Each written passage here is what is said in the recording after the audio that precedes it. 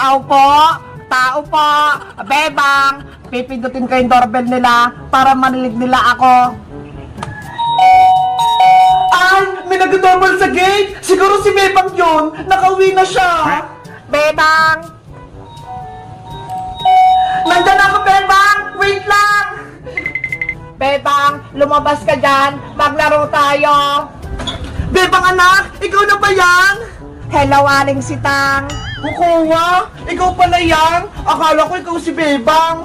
Wala po ba si Bebang, Aling Sitang? Maglalaro po sana kami. Wala siya rito, kukuha. Ilang araw na si Bebang sa probinsya. Mag-isa lang ako dito sa bahay. Walang kasama. Ganun po ba? Sayang naman. Namimiss ko na siyang kalaro. Iniwan na ako ni Bebang. Hindi niya na ako namimiss. Ayaw niya na umuwi. Aling Sitang, wag po kayong umiyak.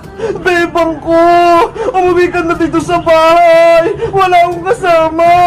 Nanurukot ako.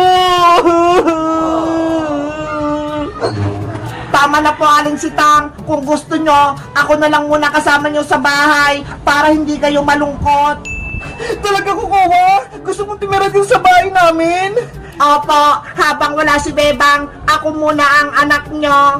Dahil mukhang mabait ka naman, sige, dito ka muna sa bahay namin habang wala si Bebang. Yehey, may nanay na ako, si Aling Sitang. Tara, kukuha, pasok ka sa loob ng bahay namin para may kasama na ako. Okay po, Aling Sitang, nandyan na ako.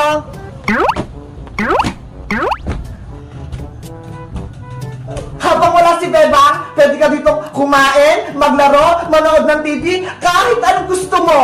Talaga po, Aling Sitang, pwede akong maglaro dito mag-isa. Lahat pwede mong gawin, basta huwag ka lang pasaway para hindi ako magalit sa'yo. Opo. Wait lang, ipaganda kita ng pagkain mo. Ano gusto mong kainin ko, Kowa? Kahit ano po, Aling Sitang, basta masarap. Okay, kukuha lang ako sa kusina. Ang galing ko! Ako na ang bagong anak ni Aling Sitang! Papalitan ko na si Bebang! Ang gandang tumira dito!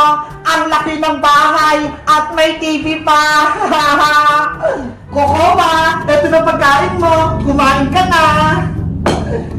Opo, Nanay Sitang! Nandyan na po ako!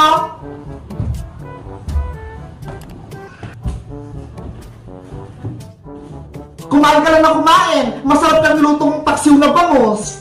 Gusto ko pong kumain ng adobong dragon, Aling Sitang. Ano? Dragon yung gusto mo? Walang dragon dito, kukuha. Sabi kasi nila, masarap yun eh. Maninamnam. Ha ha ha ha ha. Marunong ka pala mag-joke, kukuha eh. Natutuwa ako sa'yo.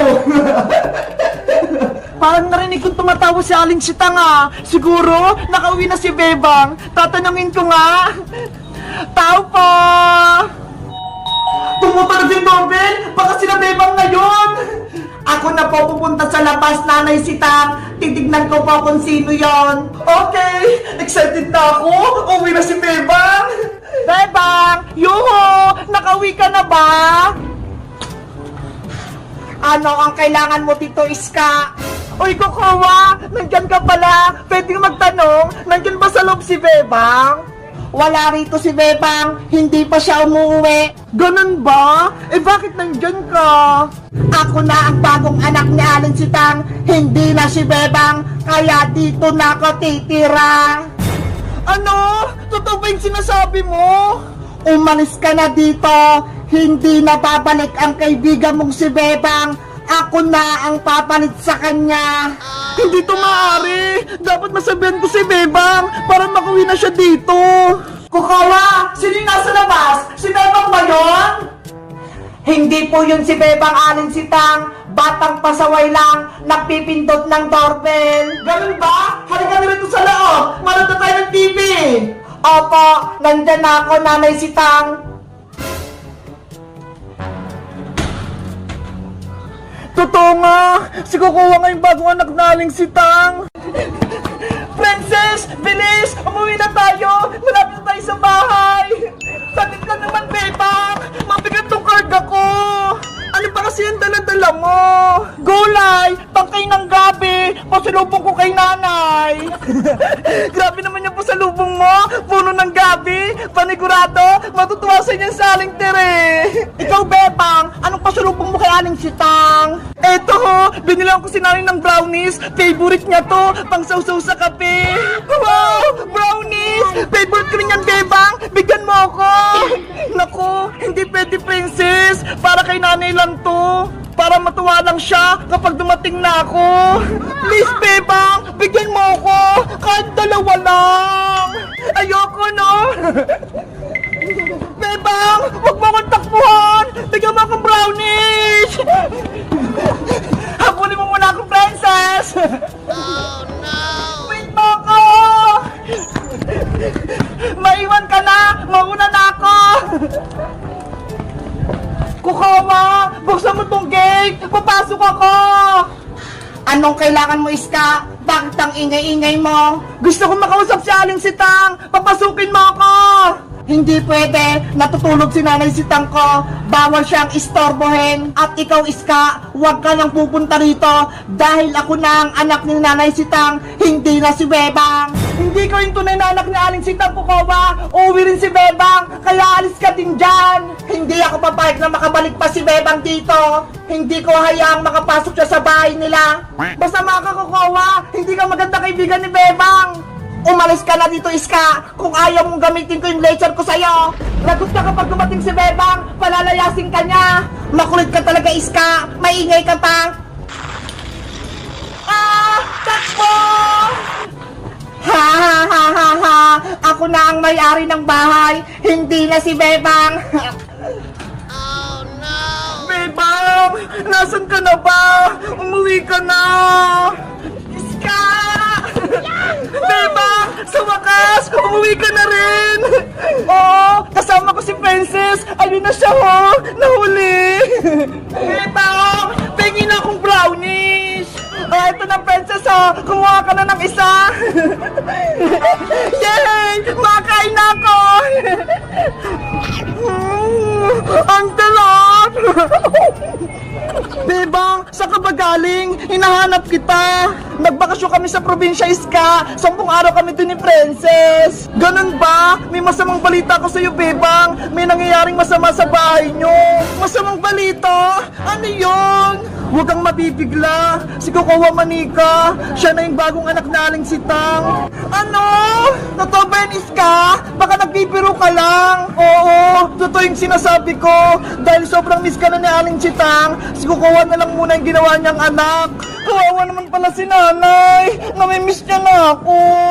Si Kukawa, nagari-harian. Ayaw niya akong papasukin sa bahay niyo. Siya na daw yung mayari. Grabe naman si Kukawa. Wala lang ako. Inangkin niya na yung bahay. Ay aba, pasukin naman niya si Kukawa. Agawan niya pa si Bebang. Bebang, kailangan mo nang umuwi sa inyo bago pa may magawang masama si Kukawa kay Aling Sitang. Tara na, umuwi na tayo. Samahan niyo ako. Iska, Princess. Princess, sumama ka na. Wait niyo ako. Kumakain pa ako.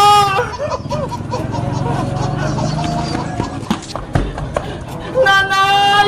Nanay! Bebang, basahin mo! May nakasulat sa doorbell! Ano yan? Bawal pumasok si Bebang dito! Bay Kukawa! Hala! Bakit? Bahay ko rin naman to, ha! Bakit bawal akong pumasok? Ang sama-sama naman yung Kukawa na yan! Inaagaw yung bahay nila, Bebang! Sabi ko sa'yo, Bebang, may nangyayaring hindi maganda! Nanay! Si Bebang puta! Buksan niyo yung pinto! Nakauwi na si Bebang. Hindi ko siya papapasukin dito dahil ako na ang bagong anak ni Nanay Sitang. Kukawa! Lumabas ka dyan! Pagbuksan mo ako ng gate! Kukawa! Ano ang kailangan mo, Bebang? Umalis ka na dito, hindi mo to bahay.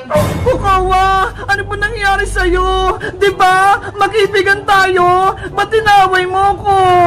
Iniwan mo si Nanay Sitang dito sa bahay. Malungkot siya. Hindi mo na mahal si Nanay Sitang, Bebang. Hindi totoo yan! Mahal ko si nanay! Pumunta lang kami ni Princess sa probinsya para magbakasyon!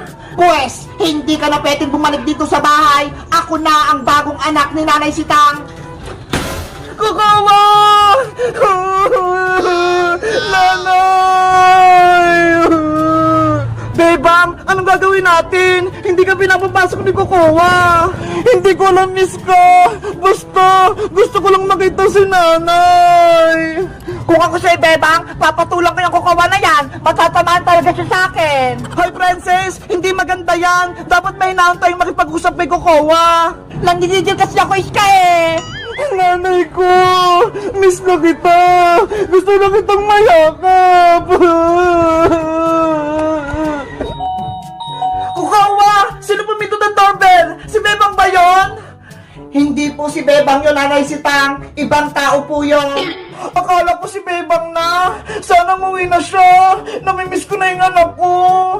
Nanay Sitang, may sasabihin ako sa'yo. Si Bebang, hindi na daw uuwi dito sa bahay natin. Ano? Bakit daw? Saan siya titira? Sabi po ni Iska, sa probinsya na daw titira si Bebang. Ayaw niya na daw bumalik dito. Totoo ba yun, Kukawa?